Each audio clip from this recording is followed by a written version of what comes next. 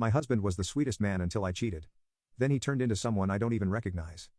This is going to be a bit long. But this is acting as a way for me to vent and ask for other wayward advice in fixing my marriage. It's been going on for 7 months since my husband discovered my affair. The both of us are 39. And my husband before discovery was sweet. He's not a perfect man, he has his quirks. But I was his world. Our family was his world. He worked long hours to make sure I stayed home and raised our son and daughter. He would always do these sweet things just to brighten my day. And it did. My husband was the opposite in high school. He was rude, charming, and obnoxious. Used to get into a lot of fights, and had a lot of girlfriends. And yet for some reason the summer before senior year, he wanted to talk to me. I was the nerdy girl into video games, comic books and cosplay. He was always nice to me ever since he moved into our town in 8th grade. He was different. His family was different, and everyone wanted to hang out with him. I was invited to my first party because of him. He taught me how to dance salsa, and then he fell with a popular crowd, and I thought that was it. But that summer he walked into the comic shop I was working in, and just hung out all day talking to me, and even walked me home one day. They became many, and we were dating by summer's end. I had the greatest senior year of my life. I was part of the popular crowd, and I went to so many parties, but my favorite moment was when it was just the two of us. Of course I never slacked off. I studied hard and I made him study with me. We both got into the same college, and we were married shortly after graduation. Our son came a year and a half later, and our daughter 20 months after that. My husband worked hard for us. During all this, he had trouble finding a job because he had no experience. So he worked odd jobs in construction, grave digging, janitorial, and as a receptionist, until he found a company that would give him a chance as a computer tech. My husband put on a lot of weight during that time, but it never decreased his actual appetite. As for me, I kept my figure and maintained it. And soon we looked like a cartoony couple. A fat yet muscular man with a slender fit wife. We even dressed as Barney and Betty Rubble one Halloween that emphasized that cliché. It's not like he didn't work out. He just had a hard time losing the body fat, but his actual appetite was always high. For me it was decreasing. It's not like I didn't want to have sex. It's just that I wasn't in the mood, and as the years passed I wasn't in the mood for usual favors as well. I was always tired, the kids really drained me. Cooking and cleaning really drained me. Yes, he did help with the laundry, cooking and cleaning. I made sure Saturday was takeout day, and Sunday was daddy cook day, but I was still tired and not in the mood. I used to love it when he took it from me, but I still gave him more no's than yeses. It would affect his mood. The longer we didn't have it he'll snap and complain. And when we did have his ex he would turn it into a marathon. And I would hate it because I would be sore for the next week, and he would still want more. He would ask me to cosplay for him, and I didn't want to do it. However, he had no issues wearing the costumes I made him for comic and video game conventions. Knowing that he really hated it. Our lack of sex was a big issue for him. We even went a couple counseling, and our counselor said my husband was a borderline sex addict, but only wanted to have sex with me. I then had myself checked out, and from my examination, it turned out that I have low estrogen, and was even given several medications for it, but it still didn't work. My doctor soon told me that I was suffering from female impotence. Something that I thought was made up. The affair wasn't planned, it wasn't romantic or something grandiose. It wasn't something that happened. I was out with my friends, we're all married, we all go to the same church. And we were just bowling and having fun. It was the first time since the lockdowns we got together, and we just had a blast. At the end of the game, all the ladies left, and instead of going home, I went to the lounge. So I could wait out the buzz I had, and that was where I met my affair partner. He was young in his early 20s, and he noticed I was reading a manga on my phone, and we began talking. I wish I could blame it on the alcohol, but I was only buzzed.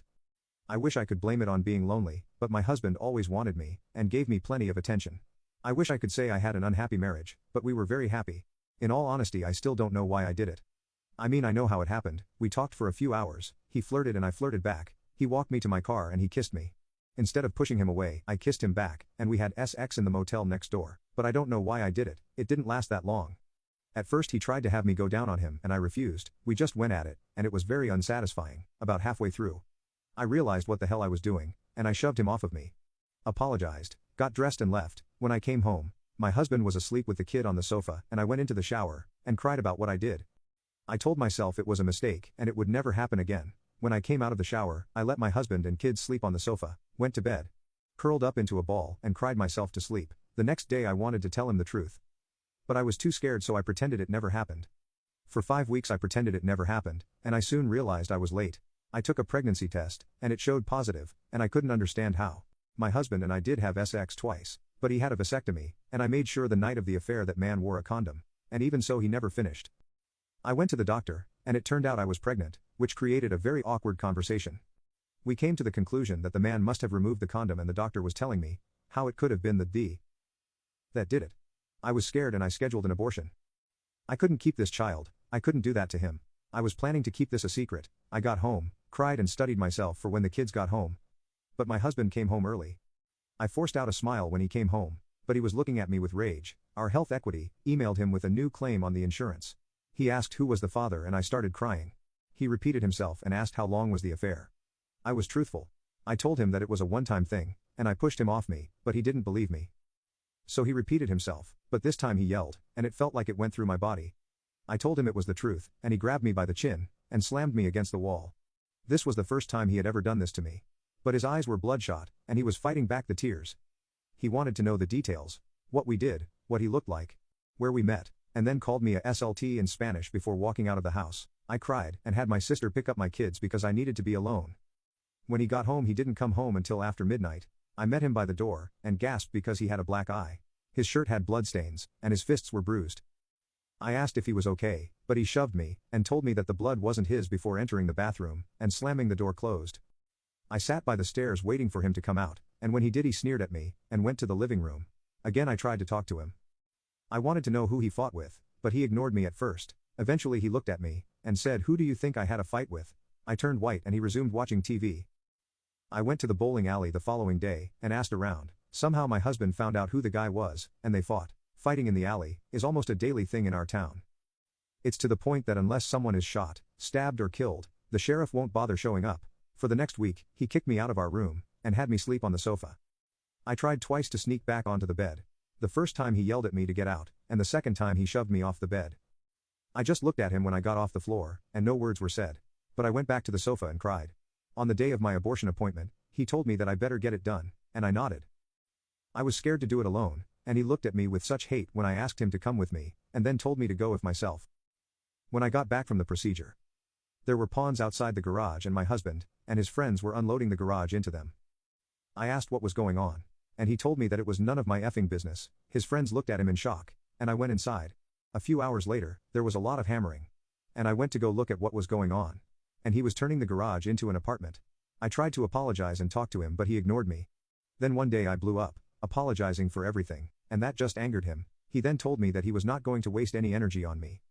He told me that if he had it his way he would divorce me. But according to the many lawyers he spoke to, after alimony and child support, he can't afford to live on his own, so he was stuck with me.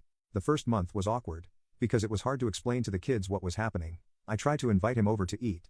But he ignored me. He would come home, check on the kids, ignore me, and go into his garage apartment. The second month, I begged him to go to counseling, and he went, but he remained quiet, only to yell at me about cheating on him, and I had no excuse. Then came the gut punch. I learned he has been screwing around with a lot of women.